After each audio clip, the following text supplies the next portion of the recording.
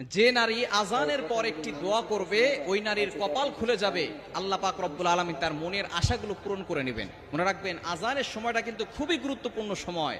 এই সময় কিন্তু আমরা অনেকেই দোয়া করি না, এই সময়টা হেলায় খেলায় নষ্ট করে দেই। আজান দেওয়ার সাথে সাথে আমরা আজানের জবাব দেওয়ার চেষ্টা করব, এবং আজান দেওয়ার সময় কিন্তু আল্লাহ পাক রব্বুল আলামিন বান্দার দোয়া কবুল করেন। যখনই আজান দেওয়া হয় তখন আসমানের দরজাগুলো খুলে দেওয়া হয়, তখন বান্দার কথা সরাসরি আরো সে আজমে গিয়ে নক করে এবং আল্লাহ পাক রব্বুল আলামিন তার দোয়াগুলো কবুল করে নেন। অবশ্যই আমরা এই আজানের সময় দোয়া করব। নবীজি সাল্লাল্লাহু আলাইহি ওয়াসাল্লাম জানিয়ে দিয়েছেন, এবং আজানের সময় সতর্ক থাকাও দরকার।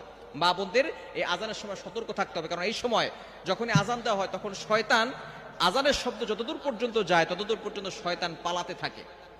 হাদিসের ভিতরে আসছে শয়তান পালাতে থাকে, এবং কুকুর এই শয়তানদেরকে দেখতে পারে, যার কারণে কুকুর ঘেউ ঘেউ করে আওয়াজ করে। দেখবেন আজানের সময় অনেক জোরে জোরে আওয়াজ করে কুকুর, কেন? তারা শয়তান দেখতে পায়, যার কারণে তারা এইভাবে আওয়াজ করে। এই সময় নারী